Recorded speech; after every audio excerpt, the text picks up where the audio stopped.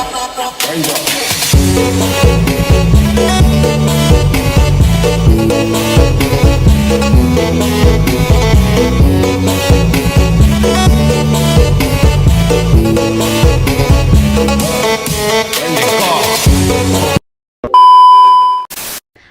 guys, Kami dari kelompok 1 akan menjelaskan tentang tujuan dan manfaat PBI.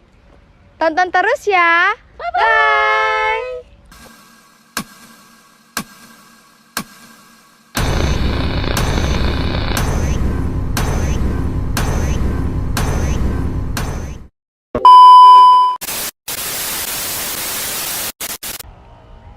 dalam proses pembelajaran dan belajar tentunya kita membutuhkan alat komunikasi nih teman-teman.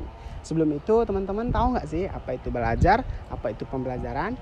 Nah, belajar adalah suatu proses upaya seseorang untuk mengubah tingkah lakunya. Sedangkan pembelajaran adalah suatu proses yang membelajarkan seseorang agar mengetahui tentang suatu hal. Nah, apa sih itu pembelajaran bahasa Indonesia? Nah, pembelajaran bahasa Indonesia adalah upaya kita untuk beradaptasi, berkomunikasi, dan juga menyesuaikan diri akan lingkungan kita. Cahya, kamu tahu nggak mengapa kita harus mempelajari bahasa Indonesia? Kenapa ya? Aku kurang tahu, Manu. Nah, itu pun kenapa, kayak apa sih pentingnya, tujuannya, manfaatnya, kan ya? Oh iya, dan sejak kapan kurikulum menerapkan bahasa Indonesia, ya kan, Manu? Itu dah. Kamu penasaran juga? Yuk simak video berikut. Pelajaran bahasa Indonesia merupakan salah satu mata pelajaran yang wajib diajarkan di sekolah dasar. Dalam kurikulum pendidikan di Indonesia, pembelajaran bahasa Indonesia dimulai dari sekolah dasar. Menurut kurikulum, pembelajaran bahasa Indonesia dimulai dari kelas 1 sekolah dasar dan bertujuan untuk mengembangkan keterampilan berbahasa umum, termasuk berbicara, mendengarkan, membaca, dan menulis. Pembelajaran bahasa Indonesia di sekolah dasar berfokus pada pemahaman kosakata dasar, pemahaman bacaan, dan keterampilan komunikasi yang efektif.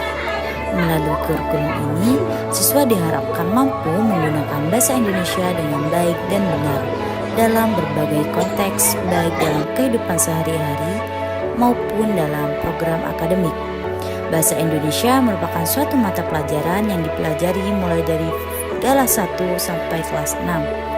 Dalam pelaksanaan pembelajaran bahasa Indonesia di sekolah dasar dengan mengikuti perubahan kurikulum yang diterapkan, yaitu kurikulum K13 dan kurikulum Merdeka.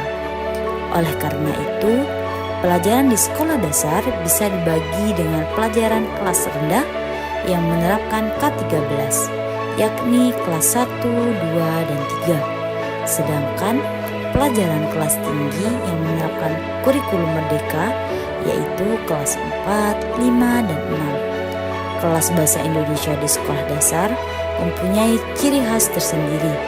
Ciri ini dapat dibedakan dari metode pembelajaran yang dilakukan dengan menggunakan pendekatan proyek. Kualitas efektif ini juga terlihat pada bahan ajar dan apa yang dipelajari dari kelas rendah.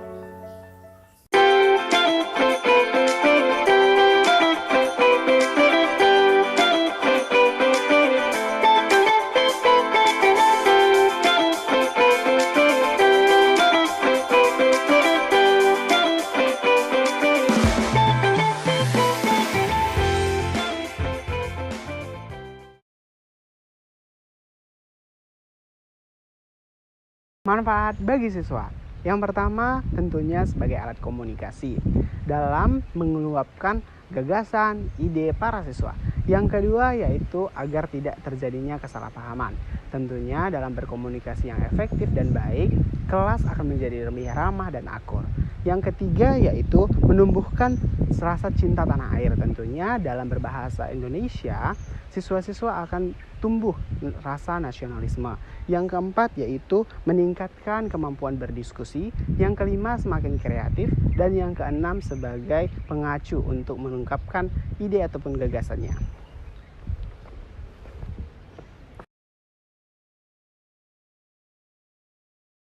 Nah, Adapun manfaat bagi guru yaitu yang pertama meningkatkan pengajaran yang lebih baik, maksudnya guru dapat menyampaikan materi dengan jelas kepada siswa. Kemudian yang kedua, guru menjadi teladan dalam penggunaan bahasa Indonesia yang baik maupun benar. Kemudian yang ketiga, guru dapat memberikan inovasi dalam pembelajaran. Maksudnya guru dapat menerapkan suatu metode khusus dalam pengajarannya dalam bahasa Indonesia.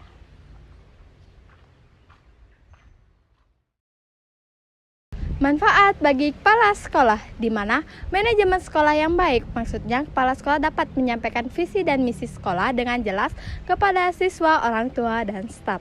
Yang kedua yaitu kepemimpinan budaya, maksudnya kepala sekolah menunjukkan kepemimpinan dalam mendorong penggunaan bahasa Indonesia di lingkungan sekolah. Penggunaan bahasa Indonesia ini memperkuat identitas sekolah sebagai bagian dari masyarakat Indonesia. Adapun manfaat yang ketiga yaitu penggunaan atau pengembangan kurikulum yang inovatif, di mana sekolah dapat mendorong pengembangan kurikulum yang inovatif. Keempat yaitu peningkatan kualitas pendidikan, di mana para sekolah dapat meningkatkan kualitas pendidikan dengan memahami bahasa secara mendalam. Yang kelima yaitu lingkungan belajar positif. Maksudnya, kepala sekolah menciptakan lingkungan belajar yang positif, di mana komunikasi terbuka dihargai. Manfaat selanjutnya adalah manfaat bagi masyarakat. Nah, yang pertama yaitu keterhubungan sosial yang lebih baik dalam masyarakat yang mampu berkomunikasi secara efektif akan lebih mudah membangun hubungan antar individu. Komunikasi yang efisien membantu masyarakat menyelesaikan masalah secara kolektif.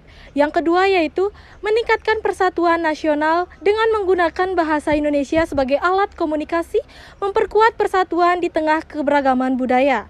Masyarakat berkontribusi pada pelestarian budaya melalui penggunaan bahasa Indonesia dalam kehidupan sehari-hari. Nah, yang ketiga yaitu inovasi sosial masyarakat dapat menggunakan bahasa Indonesia secara kreatif dalam berbagai bidang seperti seni, media, dan teknologi. Nah, yang keempat yaitu kualitas hidup yang lebih baik. Dalam masyarakat, dengan mampu berkomunikasi yang baik, memiliki kualitas hidup yang lebih tinggi karena mampu berinteraksi secara positif. Kematangan emosional dalam berkomunikasi membantu menciptakan masyarakat yang lebih harmonis. Sekian video dari kami. Nah, itu tadi teman-teman penjelasan dari tujuan manfaat dari PBI. Semoga bermanfaat ya. Bye.